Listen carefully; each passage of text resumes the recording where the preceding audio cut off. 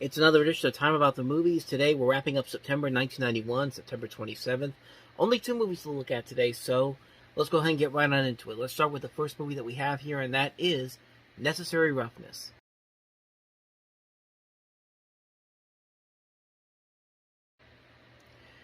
Yeah, you can kind of tell that this was trying to be the major league for college football, and really, that's probably the biggest flaw of the movie is that it's pretty much just major league, except it's replaced baseball with college football, and also make it PG-13 so the families can come out and see it, which I don't think it really helped them. The movie did well, but it didn't do like super well like Major League did. But I'll give it this though, the movie itself isn't that terrible. I mean, I did get some good laughs out of it. I think the cast overall works very well. You got Scott Bakula, Robert Loggia, Harley Jane Kozak, Sinbad, Hector Elizondo, Kathy Ireland, Jason Bateman, Fred Dalton Thompson, Larry Miller, Rob Schneider.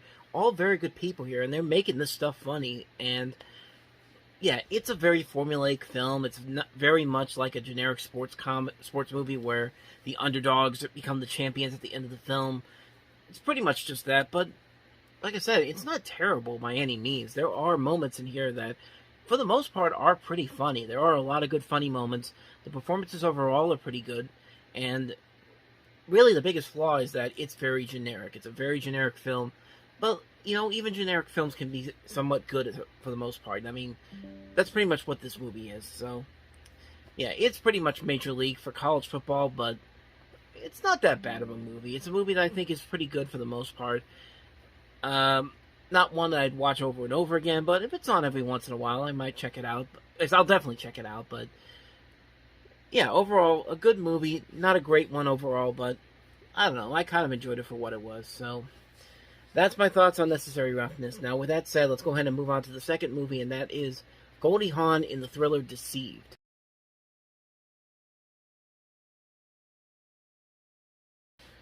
Yet another movie that's been there, done that, except the difference with this movie compared to Necessary Roughness, while that movie had some good moments to it, this movie does not. I mean, man, this is a rough movie. I mean, it's one of Goldie Hawn's rare non-comedic roles that she did, because most of her roles that she was in were mostly comedic roles, a dramatic role here or there, but never anything like this. And really, the movie just suffers because this is literally a really generic premise and plot that we've seen done over and over again. We've had so many movies this particular year that did similar stories like this one, and it wouldn't stop from there. We continue into the next year in '92 with a couple of films: Hand Rocks the Cradle, Single White Female, these type of movies where where this person you've been trusting this whole time turns out to be someone that they aren't supposed to be.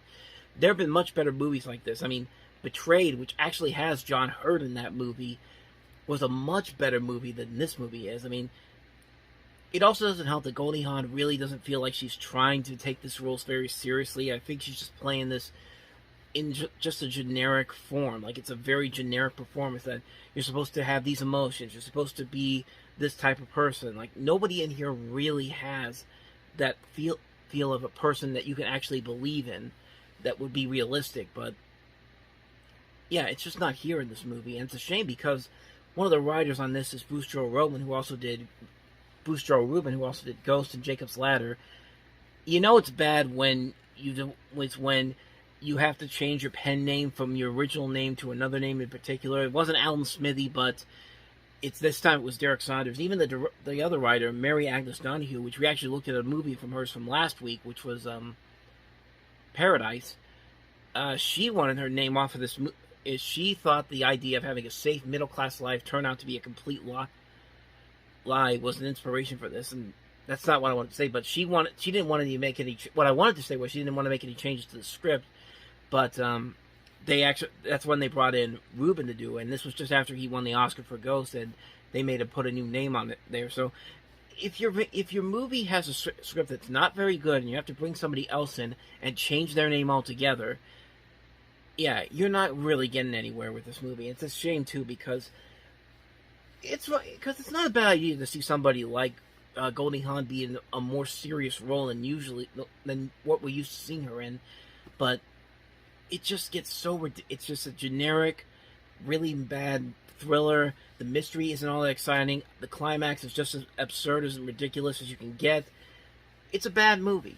It's a really bad movie all around. It's a shame because there was some potential there, but like I said, if your script isn't that good enough to begin with, it's not going to work all together. No matter how much you try, no matter how many people you get involved in it, but it's just not going to work. So there you go. That's my thoughts on Deceived.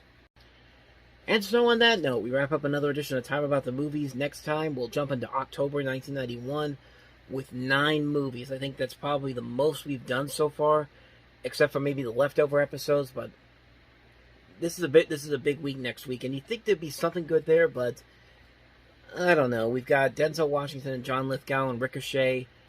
That's something. Joe Pesci and the Super. Maybe we can do something with that. Hulk Hogan and Christopher Lloyd in Suburban Commando. We can get something out of that at least. Shout, The Rapture, Horror, The Man in the Moon, Stepping Out with Liza Minnelli, and 21. So, I don't know. We'll have a lot of movies to look at, but it could be a very short episode regardless, because most of those movies I've never seen or have no idea what they are. But we'll take a look at them the next time around. With that said, though, thank you so much for watching, and if you want to see more videos like this, check out the playlist on the next page, check out the previous episode, and I will see you folks tomorrow for another new episode. So thank you for watching. I'll see you guys tomorrow, and until then, take care.